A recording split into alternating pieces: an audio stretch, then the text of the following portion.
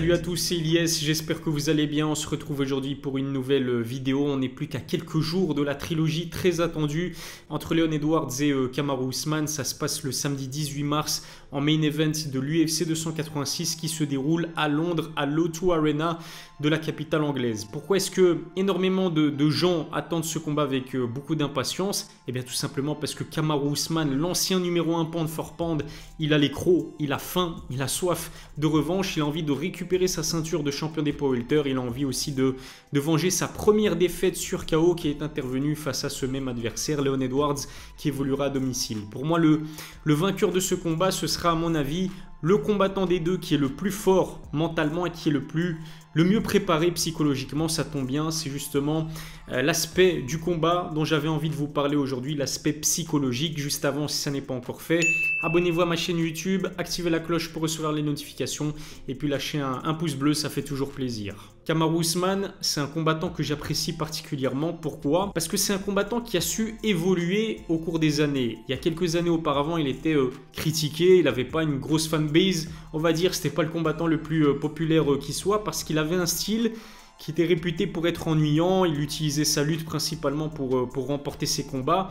La majorité du temps, ça se faisait sur décision. Il a décidé de prendre des risques, de sortir de sa zone de confort, d'aller bosser à Denver auprès de Trevor Wittman. Et là, on a eu une transformation, une évolution dans le game de Kamaru Usman qui a progressé considérablement, notamment au niveau de sa boxe. C'est cette prise de risque et cette évolution qui me l'a fait aimer.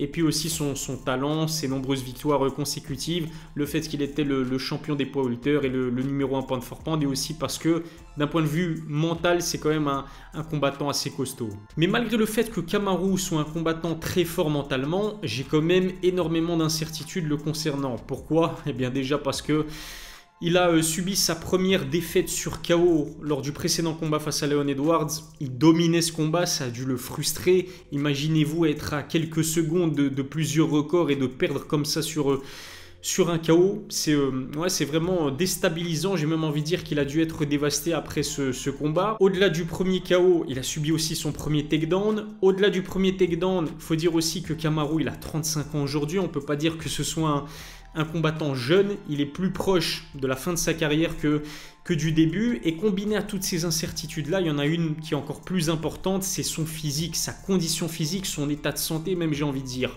Je pense que ce combat, cette trilogie, elle aurait dû avoir lieu plus tôt dans l'année, mais malheureusement on a vu Kamaru Usman se prendre photo avec une orthèse, il me semble que c'était à la main gauche. On sait que lors de son rematch contre Colby Covington, il s'était fracturé la main droite. J'ai vraiment hâte de voir le visage que va afficher Kamaru Usman dans les tout premiers instants de cette trilogie face à Leon Edwards. Khabib lui-même l'a dit, on sait que le Dagestanais il est proche de Kamaru Usman, ça ne l'a pas empêché de garder son objectivité.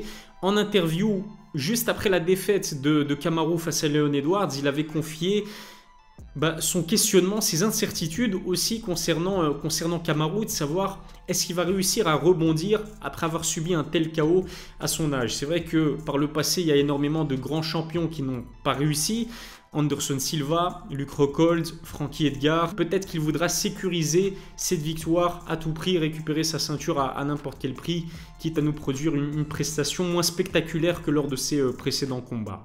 En tout cas, la bataille psychologique, elle a déjà commencé, notamment du côté de Leon Edwards qui a remis en question l'état d'esprit de Kamaru Usman. Il se demande comment il va réagir après avoir subi une défaite aussi dévastatrice à son précédent combat contre le même adversaire. Et Leon, il ajoute aussi en disant que pour la première fois de sa carrière, Kamaru il va évoluer en terrain hostile, en Angleterre, à Londres, chez Leon Edwards, même si on sait que Leon il est de Birmingham et pas de Londres. C'est sûr et certain, l'immense majorité de l'O2 Arena sera à fond derrière lui, va le soutenir comme elle le peut. Ça va donner énormément d'énergie à Leon Edwards. Mais justement, c'est ce qui est intéressant parce qu'on sait que Kamaru Usman, ça a été l'un des premiers à appeler Dana White à organiser ce combat en Angleterre chez Leon Edwards. Ça envoie un message fort à son adversaire, ça veut dire qu'il n'a absolument pas peur de lui. Au contraire, il a envie de l'humilier, il a envie de se venger chez lui. Et puis il faut dire aussi que Kamaru, c'est pas un combattant qui se laisse déstabiliser facilement.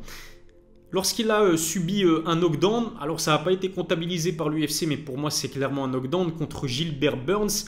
On l'a vu directement se remettre dans son combat. ça l'a pas inquiété, on n'a pas senti de stress ou ouais, voilà, de pression particulière sur ses épaules. Il s'est directement remis dans le bain et il a fini par l'emporter sur KO technique face à Gilbert Burns. En plus, on sait que c'était un combat avec plein d'émotions pour lui parce qu'il affrontait son ancien coéquipier, il a vu ses enfants grandir. C'était quand même un combat spécial pour Kamaru Usman. D'ailleurs, ça s'est vu directement après sa victoire sur KO technique. Il était focus. Et une fois qu'il l'a remporté, on l'a vu se retenir de ne pas fondre en larmes. Il a agrippé même Gilbert Burns, il l'a réconforté. C'est comme si son masque de guerrier était tombé au moment de sa victoire. Kamaru, il a vraiment cette faculté de rentrer dans ses combats, de se mettre... C'est comme s'il était dans la zone. Après avoir perdu contre Leon Edwards, je ne sais pas si vous avez fait attention à ces images-là, mais quand Dana White met la ceinture sur la taille de Leon Edwards et que le Britannique célèbre sa victoire... Juste derrière, on peut apercevoir Kamaru Usman et Trevor Wittman, le sourire aux lèvres. C'est comme si ils avaient consciemment décidé d'enregistrer ces images-là pour nourrir le feu en eux et être motivés comme jamais pour pouvoir prendre leur revanche. Ce que je vais vous dire, ça va peut-être vous surprendre, mais pour moi, cette défaite, elle a peut-être fait aussi plus de bien que de mal à Kamaru. Alors bien évidemment, perdre, ça fait plaisir à personne, encore moins quand on a un esprit de compétition exacerbé comme Kamaru. Mais le Nigérian lui-même en a parlé dans le podcast de Joe Rogan. Il a vécu cette défaite comme un soulagement en fait, parce qu'il avait énormément de pression sur ses épaules. Il était champion des poids welter, il était numéro 1 pound for pound.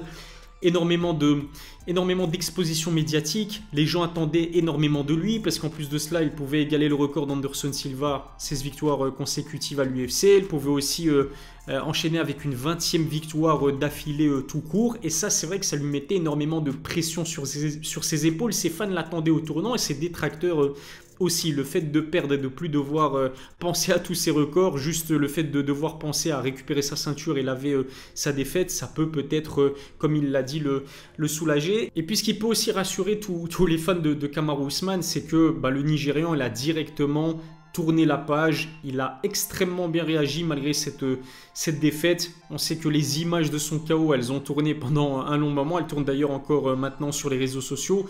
Ce sont des images qui sont devenues virales. Malgré ça, il a directement tenu à féliciter Leon Edwards, et ça c'est la preuve d'un immense champion. Je n'ai jamais entendu Kamaru se chercher des excuses. De l'autre côté, je me fais aussi un petit peu de soucis concernant Leon Edwards.